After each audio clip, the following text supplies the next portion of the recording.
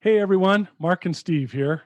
Before we get started today, we want to let you know about Dare to Connect, our new online interactive video platform. For less than the cost of a therapy session, you and your spouse get live access to both of us 3 times a week. Each 30-minute live group support session provides interactive mentoring and healing for addicts, spouses, and couples. If you're loving our podcast and our unique style of bringing you recovery, you're going to love Dare to Connect. To learn more, go to daretoconnectnow.com. We're looking forward to seeing and working with you.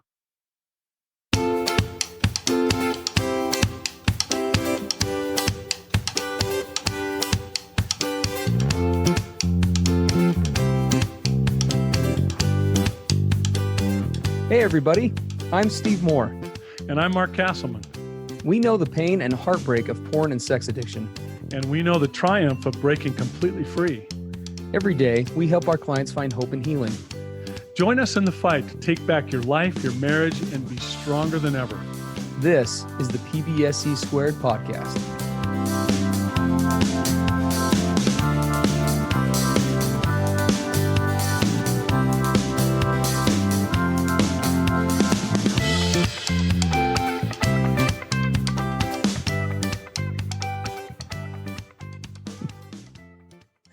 So, Mark, I am a far poorer man than I ought to be. You're Poorer. Far poorer? Yes. More poor, far poorer. You're far more poor. I'm poorest. I don't know what I'm the therapist, not an English guy. I am more poor than is necessary financially. There are lots of reasons for that. But one of the biggest, as I look back on my life, hands down, is recovery. As I've mentioned before on this show, I've spent thousands and thousands and disturbingly high amounts of thousands of dollars on recovery in one shape or form. And then the part that I never mention is the financial cost among the other costs, right? And addicts can relate to this, that happened as a result of not just from therapy, but from missed opportunities, right? Missed promotions, consequences of acting out, right? I mean, there's been so many things. The opportunity cost of addiction. Absolutely, for sure. And so I am a much poorer guy. And, as we were talking earlier today, and we just got done filming our Dare to Connect program for, Mondays are for addicts, Wednesdays are for spouses, and Fridays are for couples. And we just got done with a really cool live session with a lot of engagement. We answered a lot of live questions. It was a good thing. One of the things that kind of stuck with me, we didn't talk about it on the session today, on that session today, but kind of resonates to now, is this whole idea of just getting stuck, right? Yes. And the amount of resources, financial and otherwise, that are invested in that. And I look back, and the topic we're going to talk about today, I'm going to throw myself totally on the chopping block as the ultimate hypocrite for what we're talking about, because few people have probably done this worse than I have. So no condemnation. There's never condemnation on here, but definitely not today for sure. Few people have done it worse except for me. Yes, exactly. I am that guy. So before my wife and I got into active recovery, I to say I was resistant about the process was definitely an understatement. I was in this weird place where I prided myself on being open with my wife about my acting out, right? I would tell her about it. It was probably the only thing I was doing right. I would let her know, and we would go through this kind of rigmarole where she would be supportive. We kind of had this dance. It was almost like a set waltz that we would have. It was like we were pulling out a script every time I would relapse. I'd be like, Steve, your line is, I relapsed. I am so sorry. And I'm holding my head down and I'm shaking it, not making eye contact. And my wife's goal was to reach out and grab my hand and say, I am so sorry you're struggling. We can totally beat this, da-da-da-da-da. And we would kind of go through this process that was well-meaning and well-intended. But I was in this place where many addicts find themselves, I think, where I was giving in the sense that I was being open about my relapses. But on the other hand, I was completely unwilling to do anything to really change that dynamic. Yes. Right? Yes. I was stuck in this place of like, hey, I'm telling her that's enough, and I'm quote unquote working on it. So like, what do you want from me? And Yep. over the years, and I'm talking years, right? I watched my wife, and it just breaks my heart. I mean, we're talking about this facetiously, but it's probably a defense mechanism because it just is so sad. But I watched my wife over time, as we did that waltz and that dance over time, she slowly started to just emotionally choke in the relationship. It was like I had my hands around her neck in real slow motion in an emotional way. And it was just slowly choking the life out of her and her happiness and the life out of our marriage. And as we were going through these agonizing series of years where I didn't want to change, she would lovingly suggest all sorts of things, right? What if we did therapy? Have you thought about a 12-step group? What if we talked to our ecclesiastical leader, or went up the chain to somebody else? Or, there was this whole list of things that she lovingly would try to timidly suggest. And I would respond with a mix of victimization and aggression and just shut it down. Yep. Over and over and over again, culminating in one such example. And it was a horrible day, but where she was suggesting something like this. This was after I'd gone off on a whole emotionally abusive tirade. I mean, it's just tragic, this story. And I remember she came back in the room to try to talk to me one more time. And I looked her dead in the face and I said, this is how it's going to be. And it's never going to change. And if you don't like it, you can leave. There's the door. And I just turned my back on her, turned on the TV. It's just awful, right? We, because of a bunch of different reasons, which we're going to cover today, we oftentimes, too often, addicts and spouses find ourselves in this place where, because of the reasons, however justified they may be in our lives, we are in this place of being stuck. And being stuck, as we're going to talk about, really is just choosing the relationship to end and the people in it to suffer in the most agonizing way possible. Yep. So I'm excited for the topic. Yeah. And my personal example was, a lot of guys are in denial about the fact that if they have a problem, if they have an addiction, if what they're doing is destructive or wrong or whatever. Yeah. I never had that problem. I knew what I was doing was not only wrong, but I was the most despicable, disgusting, perverted, pathetic, piece of filth on the earth. Yeah. It was exaggerated. So I had no tolerance for myself, no patience with myself. And I stayed stuck in that place for decades.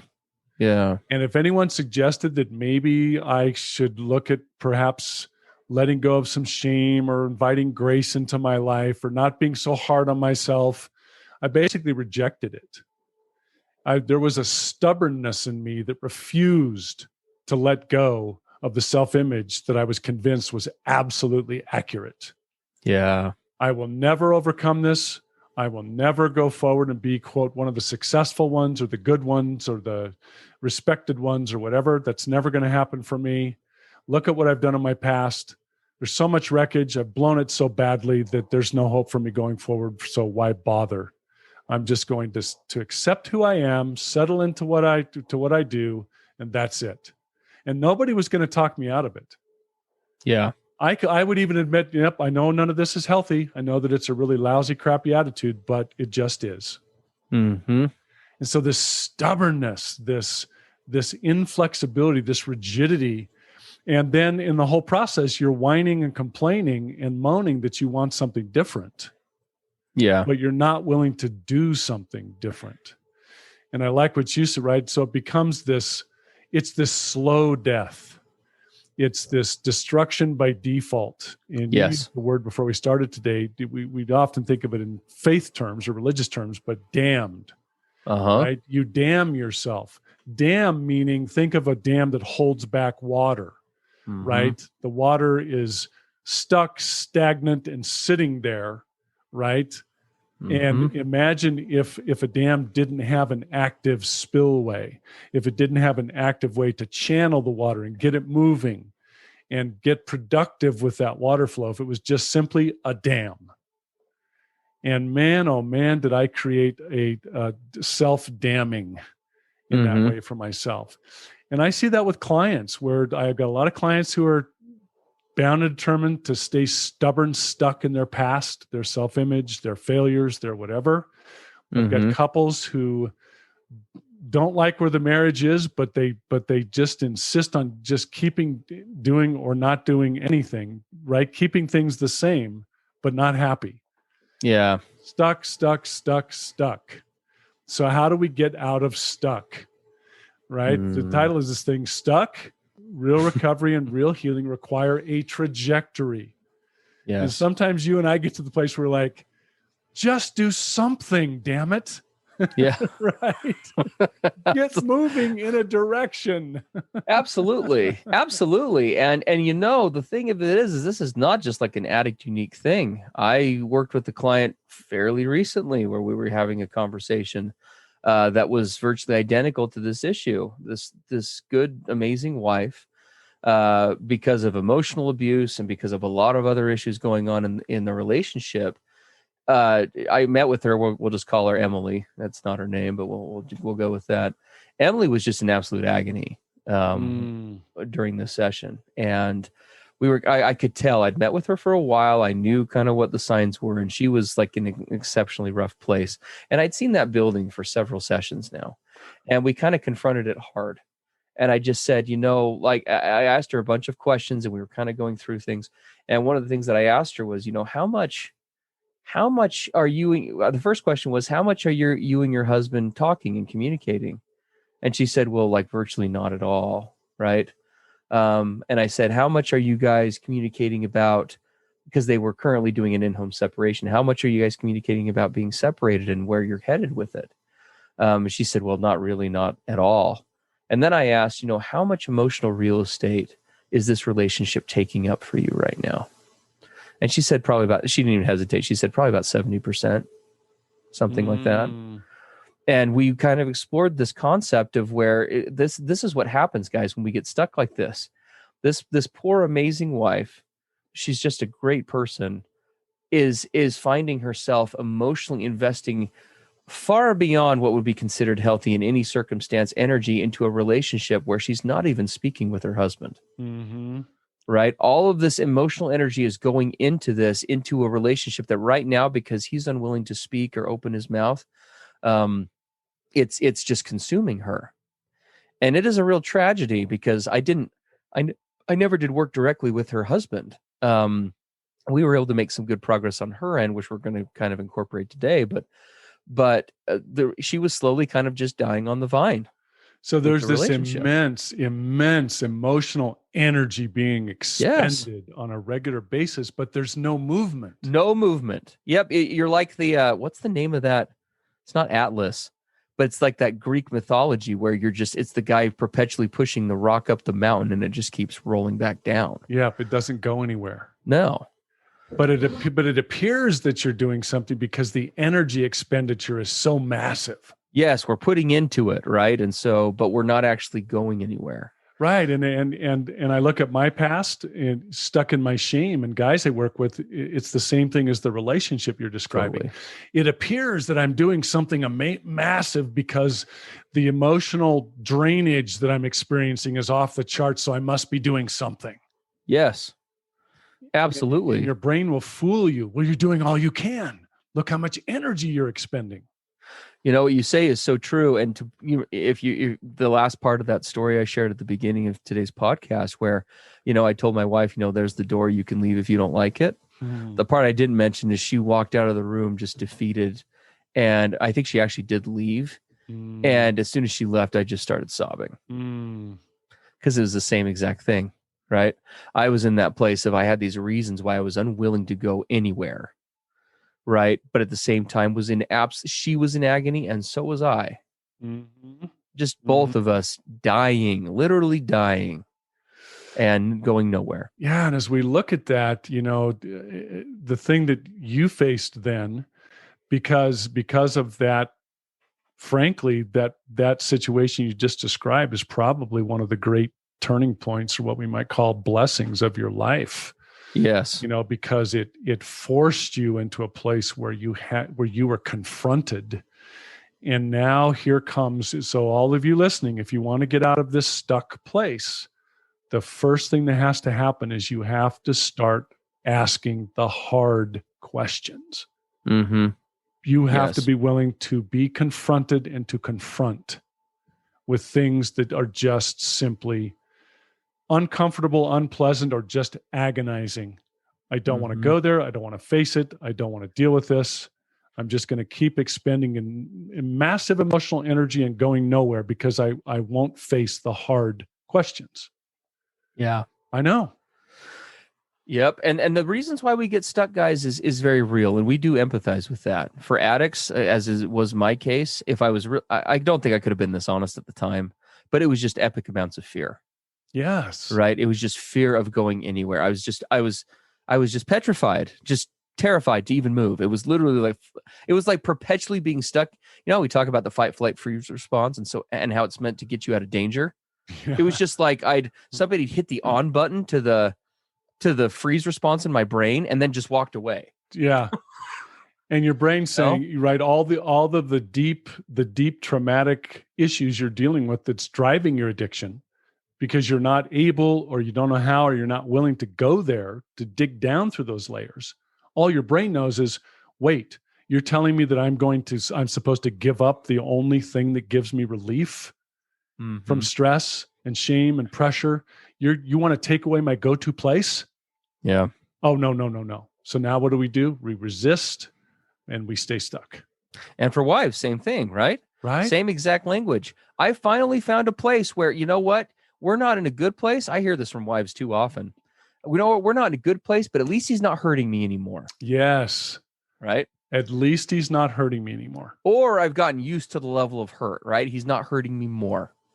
So not just hurting me more as in more often, but also just hurting me more as in terms of, you know what, this level of pain sucks, but I'll deal with it. Yeah, at least it's better than where we were. Absolutely. And I have other couples who say, you know, when we finally start to get honest, they're just like, you know what, I've thought about, for example, divorce and the wreckage of that, and what will happen to the kids, and how will we deal with the finances, and what happens if he takes me to court. And they measure all that stuff, and they just say, it's just easier to stay right where I am.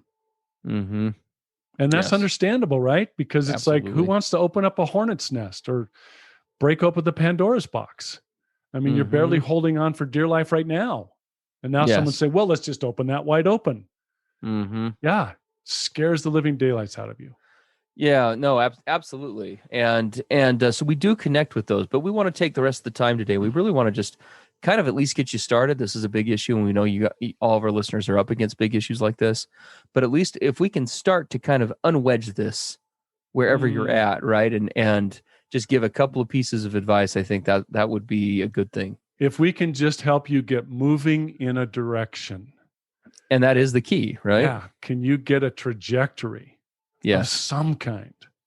I often tell clients, and we probably say it on here a lot too, safety in a relationship is determined by the trajectory, not by the destination in most cases.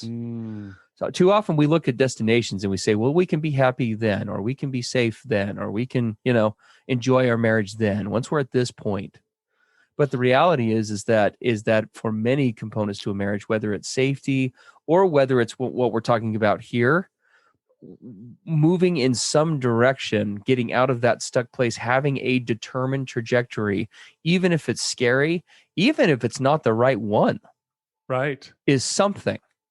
Right? We're moving, even if we're reacting from a place of fear, and so we're avoiding conversations, for example, around maybe are we really compatible or not, right? One of those scary questions that we avoid. Are we, the wives who find themselves in this process, in the recovery process, it's one of those scary questions, and addicts will ask the same thing if they're being honest. Do we still have enough in common to make this work? Yeah. Have we just changed so much? Or God forbid, do I even love him anymore? Yes, absolutely. Do I even like her? Do I want to be in this marriage anymore? Do I even want to be here? Yes. Yeah. And see, that's the irony, is we oftentimes turn to this avoidance as a way to not have to answer those questions. But what are we really doing?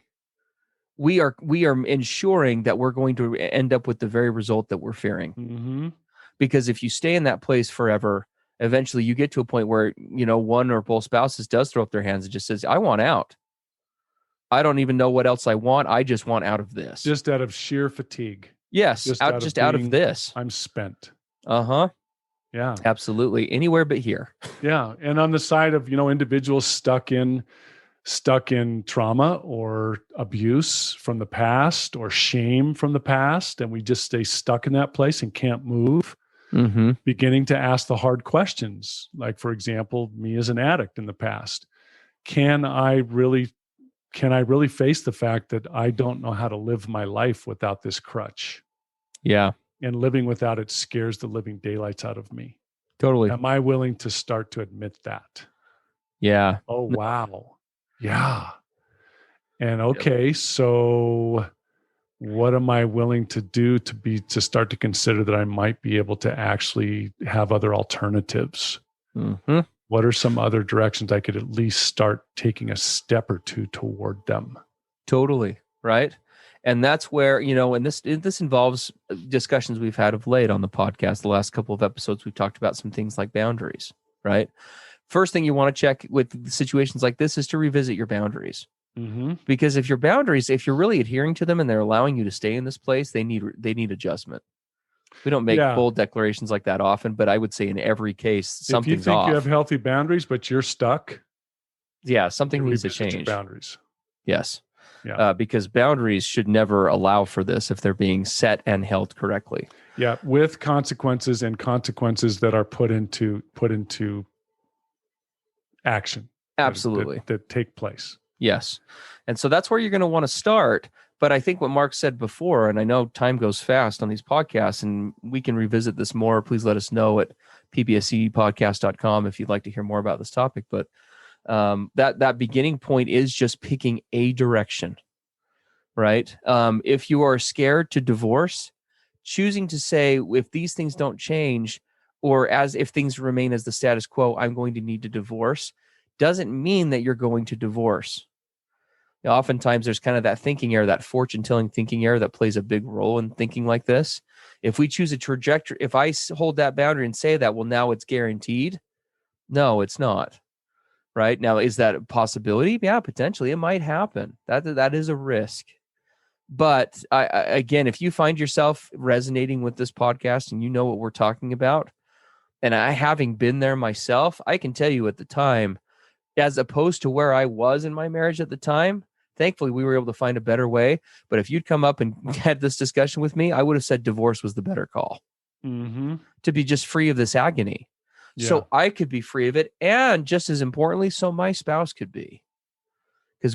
Because my unwillingness to move, however well-intended, wasn't just keeping me trapped. It was keeping her trapped to a degree.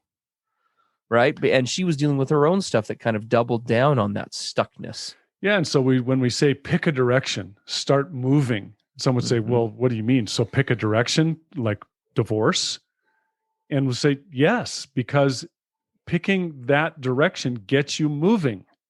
Now, in the process of moving, and in the process of heading in a direction, if you now start to do the other things we talk about, you start to open up the dialogue, you start to get raw and honest and authentic with each other. What you will often find is that you will start to uncover things and realize things and break down barriers and begin to develop a relationship that was not possible if you had never chosen that direction in the first place. See, it's like, well, yeah, but it's divorce. It's automatically 100% negative. No, it's a direction. Yeah. And it gets us moving. It gets us taking action. It gets us talking. It gets us opening up the closed system. Yeah. So I like that. Yeah. Yeah. No, absolutely. So yeah, there's a lot to this. A lot to it, right? This is just a beginning point, but yeah. And please don't hear us if you're listening saying, "Oh, well, Mark and Steve said if we want to pick a direction to help our relationship, it's divorce." That's the trajectory that they recommended. Absolutely not. We're saying, but it does mean asking the hard questions and saying, "Look, we have to." It means looking at your spouse and as lovingly as possible and as vulnerably as possible, saying, "We can't stay here anymore. We have to go somewhere." No, we can't. We are not willing to stay like this. Choosing this is choosing to end this. And I just can't put either one of us through this anymore. We've got to move. We've got to we're going to choose a direction. Different therapist, go to therapy for the first time, 12-step group, new sponsor, right? Separating, unseparate, something needs to happen, right? Right. And so anyway. Get moving, get something moving. So that's the assignment. There you right? go. Is if you find yourself stuck, and even if you find yourself maybe, or you feel like maybe you're not kind of stuck to this degree, still, this is a good, every marriage, okay? Betrayal trauma, sex addiction, not betrayal trauma, not sex addiction, should be asking these questions, right? Because we get stuck in other ways too. It's not just in this kind of dynamic. Sometimes things are going really well and we just kind of get apathetic. Yeah. Right. And there's a need to, is your marriage good in that situation? Yeah, probably. But could it be better if you were to mix it up or throw something into the mix, that's different? Yeah. So, asking, where are we? How are we doing? How do you really feel? Where are you really at? where are we going? Where are we Right? going? Yeah. Love Absolutely. That. Okay. All right, awesome, everybody. Guys. Have a great week. For more information on our Dare to Connect program that we mentioned earlier today, we'd love to see you there. Fully interactive program with options to be able to ask us questions, interact with other people in the same position that you are in a confidential way 3 times a week. We'd love to see you there. Visit us at daretoconnectnow.com. Sounds good. Have a great week, and we'll see you next time. Everything expressed on the PBSC podcast are the opinions of the hosts and the participants and is for informational and educational purposes only. This podcast should not be considered mental health therapy or as a substitute thereof. It is strongly recommended that you seek out the clinical guidance of an individual qualified mental health professional. If you're experiencing thoughts of suicide, self-harm, or a desire to harm others, please dial 911 or go to your nearest emergency room.